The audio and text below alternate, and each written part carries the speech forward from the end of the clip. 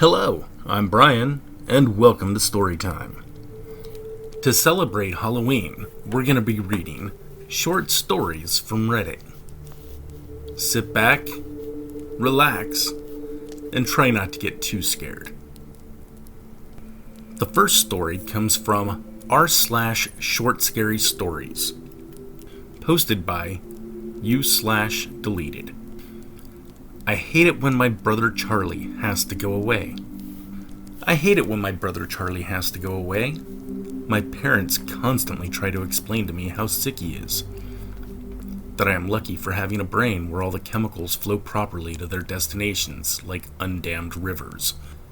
When I complain about how bored I am without a little brother to play with, they try to make me feel bad by pointing out that his boredom likely far surpasses mine.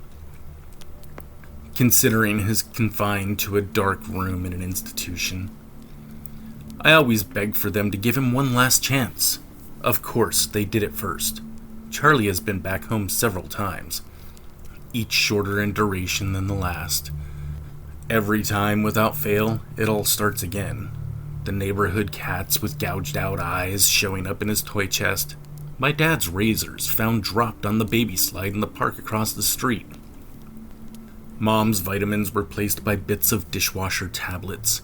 My parents are hesitant now, using last chances sparingly. They say his disorder makes him charming, makes it easy for him to fake normalcy, and to trick the doctors who care for him into thinking he is ready for rehabilitation. That I will just have to put up with my boredom if it means staying safe from him. I hate it when Charlie has to go away. It makes me have to pretend to be good until he is back. Our next story, posted on r/short scary stories, comes to us from u/batoutofhell821. This new old house. We bought an old house. My boyfriend and I. He's in charge of the new construction, converting the kitchen into the master bedroom, for instance, while I'm on wallpaper removal duty. The previous owner papered every wall and ceiling.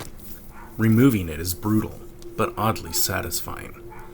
The best feeling is getting a long peel, similar to your skin when you're peeling from a sunburn. I don't know about you, but I kinda make a game of peeling, on the hunt for the longest piece before it rips. Under a corner section of paper in every room is a person's name and a date. Curiosity got the best of me one night when I googled one of the names and discovered the person was actually a missing person. The missing date matching the date under the wallpaper. The next day, I made a list of all the names and dates. Sure enough, each name was for a missing person with dates to match. We notified the police, who naturally sent out the crime scene team.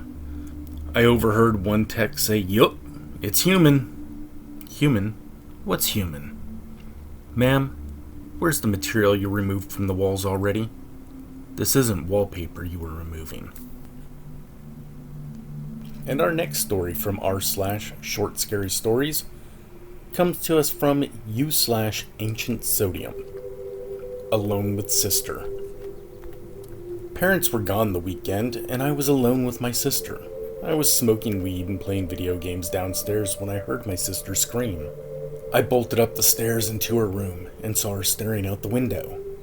That effing creep. I saw him taking pictures of me. I saw what looked to be a man, only his forehead was visible, attempting to hide behind some bushes. I was red hot. I was going to rough this mother effer up.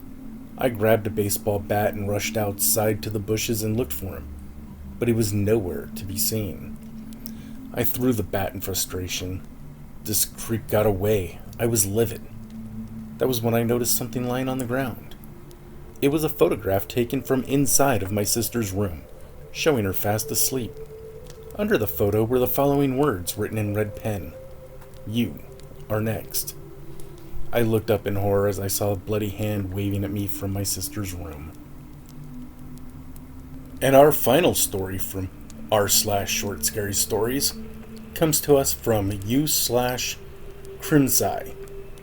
What they don't tell you about the dead. I don't want to sound mean, but the dead are pretty clueless. I've always seen them. When I was younger, everyone thought I was just talking to imaginary friends. After a couple of years, when I overheard my parents talk about calling a psychologist, I realized what I was talking to.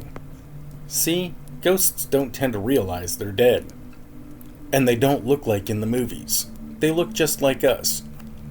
I'm pretty smart for a 13-year-old. So I started noticing certain patterns to tell them apart from the living. They could be a bit distant from living people, or you'd see them trying to talk to people who wouldn't even notice them. Some of them could tell I was different, that I noticed them. Like this guy I saw after school yesterday. I'm a big boy now, see? I don't need my parents to pick me up. Home is just a short walk away. He was standing away from the other parents, didn't talk to them, just stared at me. That's how I knew he was one of the ghosts. I went over, told him I knew what he was, and asked how I could help him. I don't remember much after that. I think because of what happened this morning. Downstairs, my parents were crying. I tried talking to them, but they ignored me. They must have died last night somehow. Sometimes the new ghosts wouldn't talk to me. Some police officers and reporters just arrived. They won't talk to me either. Just my parents. It's weird. I've never seen so many ghosts together before. Why won't they talk to me? I hope you've enjoyed these scary stories from Reddit. Let us know what you think down below.